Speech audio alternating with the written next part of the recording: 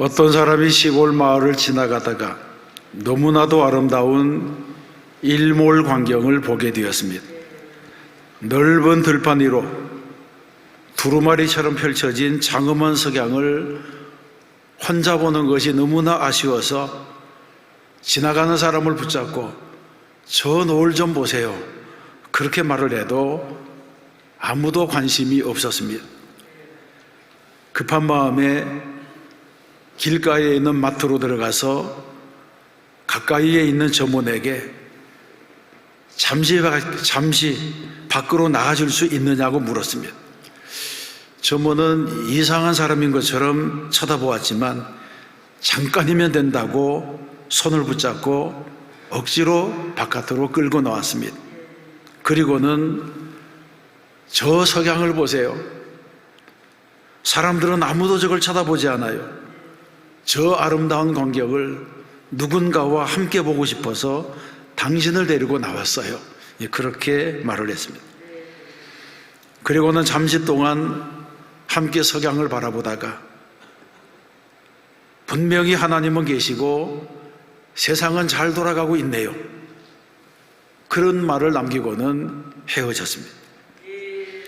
그 후 4년이 지난 어느 날 우연히 한 잡지에서 어떤 여자의 글을 읽게 되었습니다. 이런 내용이었습니다. 이혼을 한 후 낯선 동네로 이사한 그녀에게 일자리라고는 마트 판매원 자리뿐이었습니다. 하루하루가 너무 힘겹고 어렵게 살아가고 있는데 한순간의 사건으로 모든 것이 변했습니다. 하루는 어떤 여자가 마트에 들어와서 잠깐 밖으로 나가서 함께 일몰 광경을 보자고 하더니 장엄한 석양을 바라보다가 분명히 하나님은 계시고 세상은 잘 돌아가고 있네요, 이런 말을 남기고 갔습니다. 그런데 그 말이 잘 박힌 못처럼 가슴에 새겨지면서 정말 세상은 여전히 잘 돌아가고 있는데 자신만 그걸 보지 못했다고 하는 사실을 깨닫게 되었다고 하는 것입니다. 그런 생각이 드는 순간 인생이 바뀌게 되었습니다. 하나님께서 살아계시다고 하는 사실이 모든 것을 새롭게 해주는 계기가 되었다고 하는 것입니다.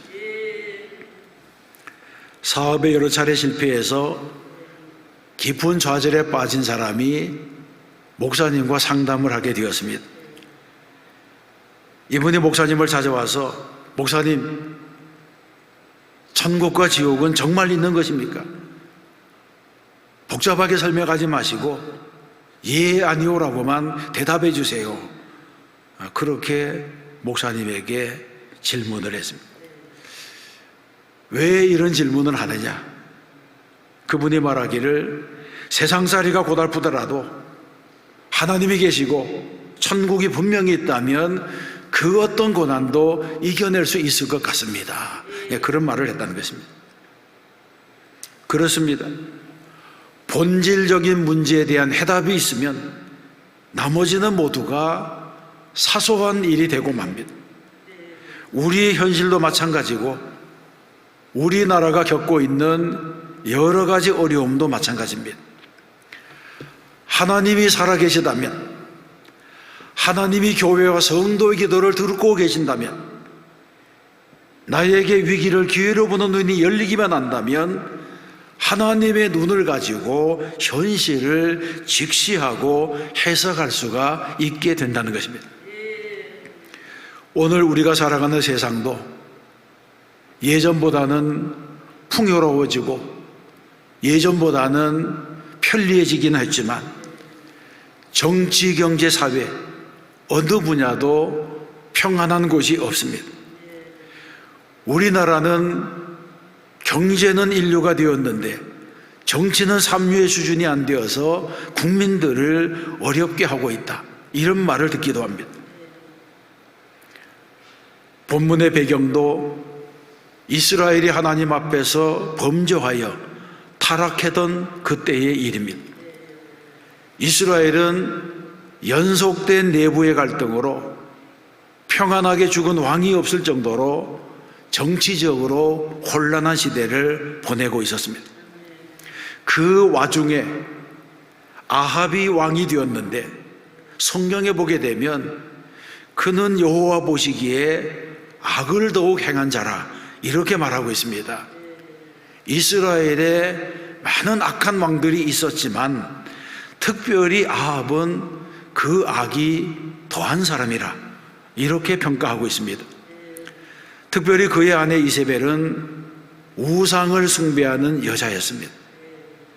이때 하나님께서 이스라엘을 위해서 간섭하시기 시작했습니다. 그러면 하나님께서 타락한 인간의 역사에 어떻게 개입하셨습니까? 첫 번째로 살펴볼 것은 하나님께서 무명의 엘리야를 부르셨다는 것입니다. 1절에서 말씀합니다. 길르앗에 우거하는 자 중에 디셉 사람 엘리야가 아합에게 말하되 라고 하는 구절입니다. 이 말씀에서 우리가 주목할 것은 길르앗에 우거하는 자 중에 디셉 사람 엘리야라고 하는 구절입니다. 이 구절은 엘리야가 누구인가를 밝혀주는 성경의 유일한 구절이기도 합니다. 그러면 왜 성경에서는 엘리야를 디셉 사람이라고 소개하고 있는 것입니까? 디셉이라고 하는 이 지명은 엘리야를 소개할 때에 단 한 번만 사용된 지명이고 사실은 디셉은 그렇게 중요한 도시나 마을이 아니었습니다. 성경에 관습해 보게 되면 대부분 사람을 소개할 때에 아버지의 이름을 먼저 언급하고 있습니다. 이새의 아들 다윗, 아미떼의 아들 요나, 부시의 아들 에스겔, 눈의 아들 요수아 이런 식으로 한 사람을 소개합니다. 그런데 엘리야는 단지 디셉 사람이라고만 불렀습니다. 엘리야를 디셉 사람이라고만 불렀던 이유는 엘리야에게는 자랑할 만한 가문이나 족보나 경력이 없었다고 하는 것을 의미합니다. 그는 그 시대의 보통 사람이었습니다. 무명의 사람이었습니다. 이름이 없는 사람, 아무도 알아주지 않는 사람, 자랑할 만한 것이 없었던 엘리야였는데 그가 갑자기 이스라엘의 역사의 무대에 중앙에 나타나게 되었습니다. 어두웠던 이스라엘의 밤하늘에 혜성같이 나타나게 된 것입니다. 어떻게 이런 일이 일어난 것입니까? 엘리야는 갑자기 등장한 것 같지만 이 엘리야는 하나님께서 이스라엘을 위하여 준비하신 사람입니다. 이사야 43장에 이런 말씀이 있습니다. 나하고 나는 나를 위하여 내 허물을 도말하는 자니 내 죄를 기억하지 아니하리라 하시는 말씀입니다. 다시 말해서 내가 의로워서 나에게 무슨 공로가 있기 때문에 죄를 용서해 주는 것이 아니라 하나님의 의로우심 때문에, 하나님의 신실하심 때문에, 하나님의 이름 때문에 이방인 가운데서 우리를 불러 구원하시고 용서하신다고 하는 말씀입니다. 이 말씀처럼 이스라엘이 비록 죄 중에 있었지만 하나님께서는 그들을 단별에 멸하시는 것이 아니라 그들을 구원하시려고 엘리야를 숨기시고 엘리야를 준비하셨다가 때가 참에 이 엘리야를 아합 앞에 보낸 것입니다. 하나님께서는 오늘도 하나님의 일을 위하여 주의 종들을 준비시키는 줄로 믿습니다. 자기 백성을 구원하시기 위하여 모세를 미디안 광야에 숨겨두신 하나님, 이스라엘을 구원하시기 위하여 역사의 고비마다 기드온을 숨기시고 입다를 숨기시고 드보라를 숨기시고 사울이 타락했을 때는 다윗을 숨겨두신 하나님께서 오늘도 어두워진 세상을 위하여 하나님의 사람들을 숨겨두시는 줄로 믿습니다. 이것이 바로 우리의 희망입니다. 인물이 없다고 한탄하지 마세요. 지도자가 없다고 낙심하지 마세요. 우리 가운데도 디셉 사람 엘리야처럼 하나님께서 사용하시고자 준비시키는 종들이 있는 줄로 믿습니다. 하나님의 부르심에는 차별이 없습니다. 고린도전서 1장 27절 이하에 보게 되면 하나님께서 세상에 미련한 것들을 택하사 지혜 있는 자들을 부끄럽게 하려 하시고 세상에 약한 것들을 택하사 강한 것들을 부끄럽게 하려 하시며 하나님께서 세상에 전한 것들과 멸시받는 것들과 없는 것들을 택하사 있는 것들을 폐하려 하시나니 이는 아무 육체도 하나님 앞에서 자랑하지 못하게 하려 하심이라. 아멘. 하나님께서는 잘난 사람도 부르시고 못난 사람도 부르십니다. 내가 아직 부족한 사람일 수가 있습니다. 아직 준비되지 못했고 남에게 내보일 만한 업적이 없고 출신 배경이나 환경도 자랑할 것이 없는 사람인지 모릅니다. 그러나 하나님께서 쓰시려고 준비한 사람이라면 이런 제약이 아무 문제가 되지 않습니다. 우리는 환경을 바라보지 말고 미래를 바라보고 사람의 얼굴을 바라보지 말고 하나님의 얼굴을 바라보아야 합니다. 나의 가치를 하나님의 관점에서 평가해야 하는 것입니다. 모세도 광야에서 40년간 숨겨졌다가 쓰임을 받았고 바울도 다메섹 경험 이후에 아라비아 광야에서 3년간 숨겨졌다가 위대한 사도로 변신했습니다. 이 하나님의 부르심이 우리 가운데 있는 줄로 믿습니다. 두 번째 생각할 것은 하나님께서 종을 통해서 말씀하신다고 하는 것입니다. 무명의 사람 엘리야가 아합 앞에 가서 한 말이 무엇입니까? 1절 말씀입니다.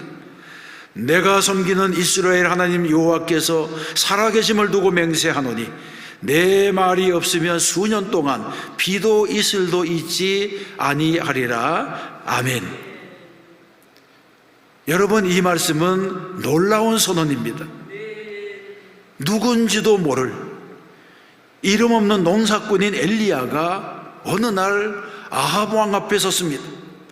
그리고는 앞으로 3년 6개월 동안 일어날 국가적인 재난에 대해서 선포했습니다. 비도 이슬도 없다는 것입니다. 엘리야는 물 한 방울도 볼 수 없는 완벽한 가뭄에 대해서 예언을 했습니다. 엘리야가 아합에게 한 예언의 말씀에는 여러 가지 의미가 숨어 있습니다. 첫 번째 메시지는 나는 이스라엘의 하나님을 섬기는 자라고 하는 말씀입니다. 이 말 속에 아합에 대한 책망이 포함되어 있습니다. 엘리야는 이렇게 말합니다. 나는 산지에 묻혀 사는 일개 농사꾼이지만 하나님을 섬기고 있는데 당신은 이스라엘의 왕이면서 어찌 바알을 섬기느냐. 이런 책망입니다. 여기서 내가 섬기는 하나님이라고 하는 말에는 나는 지금 하나님 앞에 서 있다고 하는 그런 뜻이 있습니다. 본래 왕과 제사장은 하나님을 섬기기 위해서 하나님 앞에 서 있는 자로 여겨졌습니다. 그런데 하나님 앞에 서 있어야 될 왕은 바알 앞에 서 있고 이름 모를 농부는 하나님 앞에 서 있는 것입니다. 엘리야는 아합에게 지금 당신은 누구 앞에 서 있습니까? 지금 당신은 누구를 예배합니까? 이렇게 물었다고 볼 수 있습니다. 이 질문은 오늘 살아가는 우리 모두에게도 지금 당신은 누구 앞에 서 있습니까? 이런 질문으로 다가오게 되는 것입니다. 두 번째 메시지는 내 말이 없으면 수년 동안 이슬도 비도 없겠다고 하는 말입니다. 이런 말은 인간이 감히 할 수 없는 말입니다. 할 수 있는 말이 아닙니다. 비가 오고 그치는 것은 사람의 고난도 아니고 사람이 그렇게 할 수가 없습니다. 더군다나 3년 6개월 동안 이슬조차 내리지 아니하는 가뭄을 선포한다고 하는 것은 사람으로서 할 수 없는 일입니다. 그럼에도 불구하고 엘리야는 내 말이 없으면 틀림없이 그렇게 되리라고 확신하고 있습니다. 더 나아가 엘리야는 이 말을 할 때에 여호와께서 살아계심을 두고 맹세하여 말했다고 했습니다. 그러면 이런 확신이 어디로부터 오는 것입니까? 이런 확신은 하나님께로부터 오는 것입니다. 그러므로 엘리야의 말은 엘리야의 말이 아니라 하나님의 말씀입니다. 하나님께서 엘리야에게 입에 넣어준 말씀이 예언으로 선포되고 있는 것입니다. 이것이 바로 중요한 점입니다. 여러분, 설교가 무엇입니까? 설교는 신언의 선포입니다. 설교를 하나님의 말씀으로 들어야지 복이 됩니다. 설교가 가로막히면 하나님의 말씀이 들려지지 않습니다. 엘리야는 지금 예언을 하고 있습니다. 대부분의 사람들은 예언을 장차 있을 일에 대한 예고나 점을 치는 일, 이 정도로 생각합니다만은 성경에서 말씀하는 예언은 그런 것이 아닙니다. 성경의 예언은 히브리어로 나비라고 합니다. 이 나비라고 하는 것은 한문으로 말하면 마틀예, 말씀언입니다. 말씀을 맡았다는 것입니다. 그러므로 예언자는 자기의 생각을 말하는 사람이 아니고 하나님께로부터 맡겨진 말을 전하는 사람입니다. 그 말을 누가 맡긴 것입니까? 하나님께서 맡겨졌습니다. 여기에 설교의 비밀이 있고 축복이 있습니다. 설교자는 하나님께서 맡기신 말을 하는 사람이고, 청중은 하나님의 말씀을 설교자를 통해서 듣는 사람입니다. 하나님의 말씀을 말씀으로 들을 때에 복이 있는 줄로 믿습니다. 그러나 아합은 지금 하나님의 말씀을 듣고 있음에도 불구하고 그 말씀을 사람의 소리로 들었습니다. 그래서 재앙을 자초하고 있습니다. 말하는 사람의 신분이 귀하냐, 비천하느냐, 이것이 중요하지 않습니다. 지금 이 말을 하고 있는 이 사람이 하나님의 사람이냐, 이것이 중요한 것입니다. 하나님의 종들을 통해 선포되는 하나님의 말씀을 듣는 귀가 열리는 성도가 되시기를 바랍니다. 세 번째로 살펴볼 것은 하나님께서 비와 이슬을 그치게 하셨다는 것입니다. 그러면 엘리야가 등장하는 그때는 어떤 시기였습니까? 오늘 우리가 읽은 열왕기상 17장 바로 앞에 있는 16장에 보게 되면 이스라엘의 왕이었던 아합이 사마리아에 바알의 신전을 세웠고 바알과 아세라상의 제단을 만들어 놓고 섬겼다고 말합니다. 그리고 열왕기상 16장 마지막 절에 보게 되면 그 시대에 베델 사람 히엘이 여리고를 건축하였는데 그가 그 터를 쌓을 때에 맏아들 아비람을 잃었고 그 성문을 세울 때에 막내 아들 수굽을 잃었으니 여호와께서 눈의 아들 여호수아를 통하여 하신 말씀과 같이 되었더라, 이렇게 말씀합니다. 이 말씀을 통해 보게 되면 엘리야가 등장하던 그 시대의 중요한 사건들은 우상 숭배가 활발해졌다고 하는 것, 그리고 여리고성을 재건축했다고 하는 일들이 나타나고 있습니다. 여호수아가 가나안 땅의 첫 성인 여리고를 무너뜨리고 난 다음에 한 말이 있습니다.